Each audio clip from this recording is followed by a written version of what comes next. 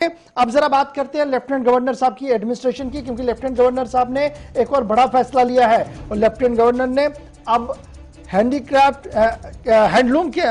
के अंदर एक बड़ा फैसला लेते हुए अब कारपेट इंडस्ट्री के लिए एक बड़ा ऐलान किया गया है और कारपेट के लिए बाकायदा तौर पर एमएसपी का ऐलान कर दिया गया है, यानी मैक्सिमम सेल प्राइस, यानी कम से कम दाम कितने एक कारपेट के होंगे जो हाथ से तैयार किया गया होगा और कश्मीर का होगा, उसके लिए एमएसपी का ऐलान कर दिया गया है। इससे पहले जीआई टैगिंग आपको याद होगा पश्मीना के हवाले से भी की गई थी और पश्मीना की एक किस्म के लिए भी इसी तरीके से एमएसपी का ऐलान किया गया था।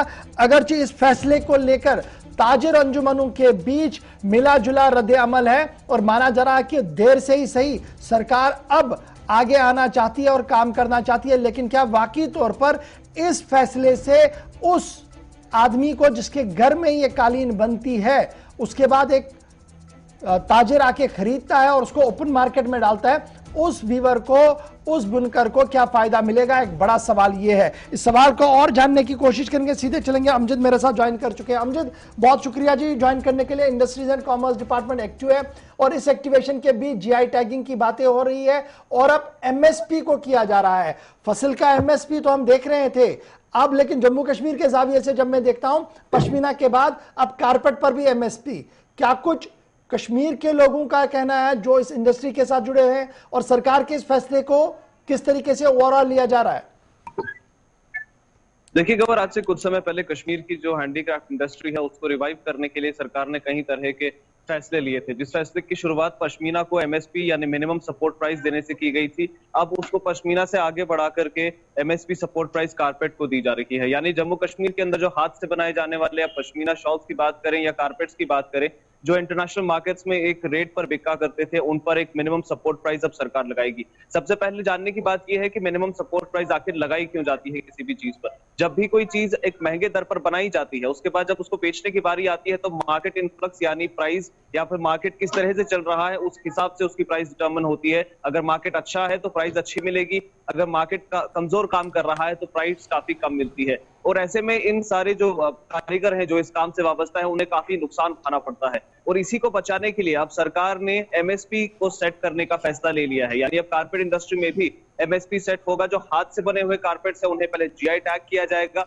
जीआई टैगिंग के बाद उन कारपेट्स पर एक एमएसपी लगेगी कि मिनिमम इतने प्राइस पर ये कारपेट्स बिकने चाहिए। इससे पहले हमने देखा कि जब पश्मीना पर एमएसपी लगा तो 12,000 एमएसपी लगाया गया, यानी मिनिमम सपोर्ट प्राइस जो दी गई सरकार की तरफ से वो 12,000 रुपए थी एक हाथ से बनाए गए पश्मीना शॉल को या पश्मीना किसी भी इक्विपमेंट को या किसी भी जो हम कह सकते हैं एक तरह से आर्टिफैक्ट। उसके बाद अब बारी आ चुकी है कालीन की। कश्मीर के अंदर का जो कालीन है उसे भी एक तरह से जीआई टैग करके और फिर उसके बाद जो उसको बनाने वाले लोग हैं या जो पूरे कारोबार से वाबस्ता लोग हैं उन सबको एक तरह का सपोर्ट दिया जाए सरकार की तरफ से। क्योंकि पिछले कई सालों में हमने लगातार देखा है कि मार्केट्स में होते हुए घाटे के चलते कई सारे लोग जो पुश्तैनी काम इस कारीगरी में कर रहे थे उन्होंने काम छोड़कर कुछ अलग करने का सोचा था, लेकिन अब सरकार सामने आ चुकी है उनका हाथ पकड़ने के लिए और एक एमएसपी सेट कर दी गई है कि जिसके बाद जो सबसे पहले इंडस्ट्री की बात करें, जो लोग इस कारपेट इंडस्ट्री के साथ जुड़े हैं, जो इसका एक्सपोर्ट करते हैं, उनका क्या कुछ मानना है? किस तरीके से वो इस पूरे डिसीजन को देख रहे हैं?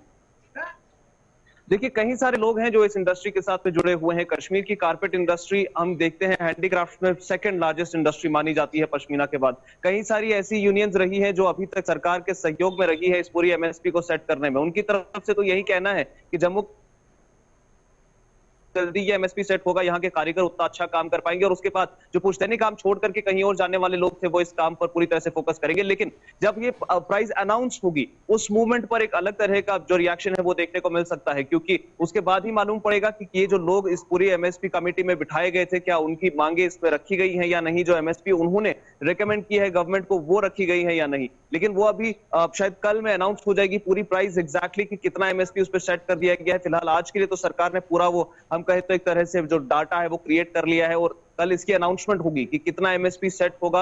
आज कागजी कार्रवाई पूरी हो चुकी है ये हमें मालूम है। लेकिन इसके बाद जो सबसे बेसिक चीज है वो देखने वाली ये है कि अगर ये एमएसपी सेट होती है, क्या इससे बड़ी इंडस्ट्रीज को फायदा होगा या फायदा उस एक छोटे कारीगर का होगा जो उस हाथ से पूरा वो कालीन जो है वो बनाता है। क्योंकि ये इंडस्ट्री सिर्फ एक बेचने वाले से नहीं बल्कि ग्राउंड जीरो से अगर हम शुरू करें, जहां से मटेरियल बनता है वहां से पूरे इस हैंड वुवन कारपेट की इंडस्ट्री शुरू होती है और इंटरनेशनल मार्केट तक चली जाती है। क्या हर किसी शख्स को सोचकर ये एमएसपी बनाई गई है या नहीं, ये कल दोपहर बताएगी। चलिए, बहुत शुक्रिया जी हमारे साथ हमसे ज्वाइन करके एमएसपी के हवाले से बात करने के लिए। लेकिन मिला जुला रद्द-ए-अमल जो है वो अभी से ही देखने को